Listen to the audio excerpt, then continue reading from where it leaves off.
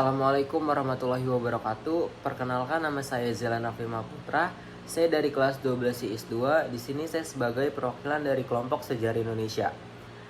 Di pertemuan kali ini kita akan membahas tentang pertempuran 10 November 1945. Jadi kalian tahu kan, setelah peristiwa proklamasi, Indonesia itu dinyatakan sudah merdeka.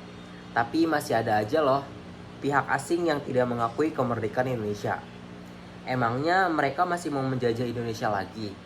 Nah, inilah awal peristiwa 10 November 1945 di Surabaya. Terjadi perlawanan di beberapa daerah, salah satunya di Surabaya.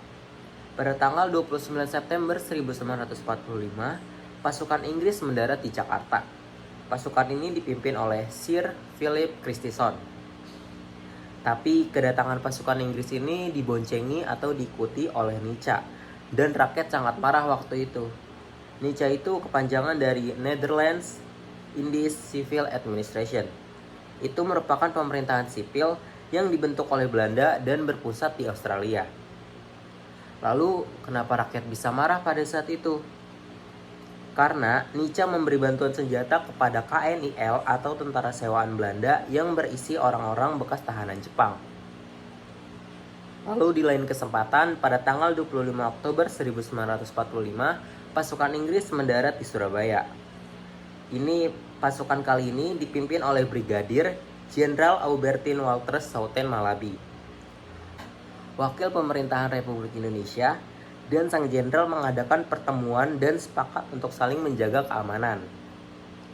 Jadi pasukan Inggris diberi wewenang untuk menyerang tentara Jepang dan membebaskan tawanan perang. Ternyata Inggris mengingkari janjinya.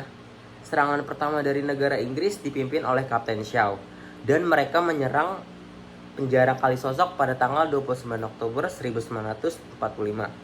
Di sana dia berhasil membebaskan Kolonel Huyer yang dulunya ditawan Jepang.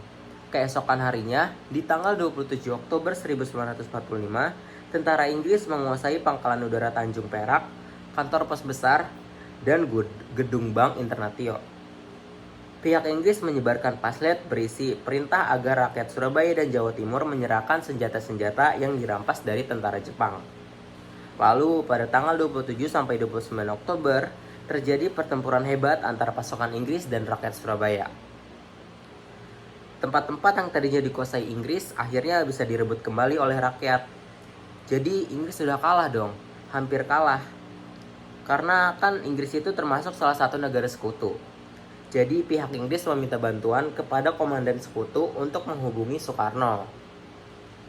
Baru deh, habis itu Presiden Soekarno bersama Muhammad Hatta dan Menteri Penerangan yaitu Amir Saifuddin mengadakan perundingan dengan Brigjen Malabi. Tanggal 30 Oktober 1945, Inggris dan Indonesia sepakat untuk menghentikan pertempuran. Tapi tiba-tiba di hari yang sama, pada jam 5 sore, terjadi lagi pertempuran di depan Bank Internatio. Dalam pertempuran itu, akhirnya Brigjen Malabi terbunuh. Dan karena peristiwa itu, pada tanggal 9 November 1945, Inggris mengeluarkan ultimatum atau peringatan dengan ancaman. Isi ultimatumnya begini: semua pemimpin dan para pemudi Indonesia harus menyerahkan senjata di tempat-tempat yang telah ditentukan. Kemudian menyerahkan diri sambil mengangkat tangan selambat-lambatnya pukul 6 pagi pada tanggal 10 November 1945. Jika sampai batas waktunya tidak menyerahkan senjata, Surabaya akan kami serang dari darat, laut, dan udara. Lalu Gubernur Jawa Timur sepakat untuk menolak ultimatum tersebut. Rakyat pun dilindungi oleh Tentara Keamanan Rakyat yang dipimpin oleh Kolonel Sungkono dan Tentara Republik Indonesia Pelajar yang dipimpin oleh Mas Iman. Para pejuang berteriak, lebih baik mati daripada dijajah, merdeka atau mati. Tapi karena penolakan tersebut, terjadi lagi perang besar di tanggal 10 November 1945 antara pasukan Inggris dan Surabaya. Jumlah tentara Inggris mencapai 10.000 orang. Tapi rakyat berhasil menahan serangan tersebut selama 3 minggu. Tapi kan senjatanya Inggris pasti lebih bagus ya.